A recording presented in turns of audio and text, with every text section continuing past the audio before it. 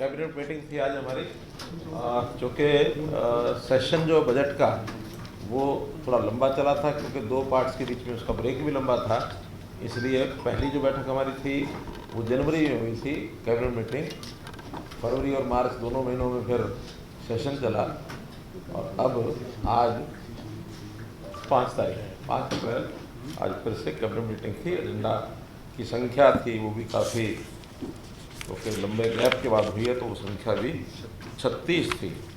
36 में से 3 एजेंडा ऐसे थे जिसमें कुछ ना कुछ दोबारा से उसको रिवाइज करके लाने की बात है, तो उनको डेवलप किया गया है, दोबारा से आएंगे। 33 एजेंडा में जो महत्वपूर्ण है उनकी जानकारी मैं आपको दे रहा हूँ। विलेज कॉमन लैंड एक्ट है 1964 का, उसमें संशोधन किया है और उसके संशोधन का आज विचार किया। एक्ट में ही संशोधन विधानसभा में आएगा बाद में।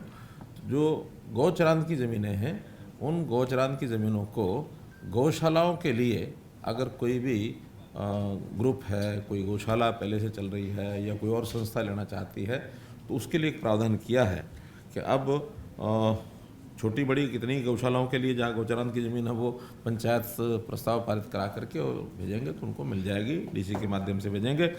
प्रति 1000 गौओं के पीछे 7.5 एकड़ का एक शेड के लिए और 15 एकड़ गौचरान चारे के लिए।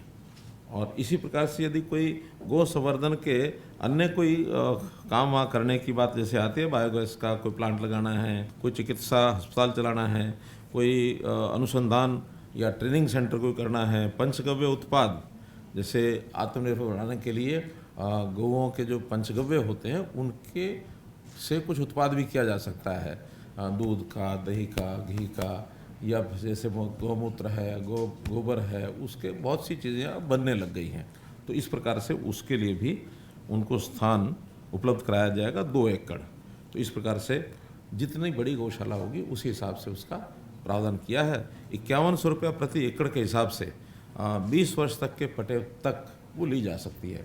पहली अवधि बहुत कम होती थी इसलिए लेते नहीं थे। कम अवधि के बाद फिर पंचायतें नोटिस निकालती थी, खाली करो दोबारा ऑप्शन करेंगे, ये वो ऐसा नहीं।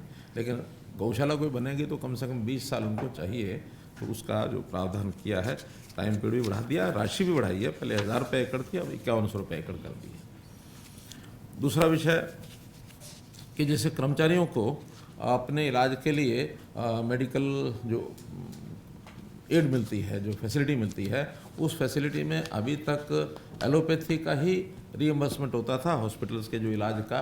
अब उसमें आयुष पद्धति से भी अगर कोई इलाज कराएंगे उसका भी रीइंबर्समेंट का पैसा उनको मिलेगा।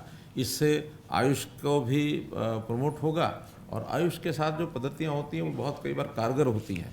तो बहुत से जो कर्मचारी हैं शायद इसी कारण से वहाँ नहीं कराते थे कि उनको रीइंबर्समेंट नहीं होती थी। रीइंबर्समेंट होगी तो आयुष पद्धति को भी प्रमोशन मिलेगा और लोगों को चिकित्सा की एक नई पद्धति ये भी मिलेगी।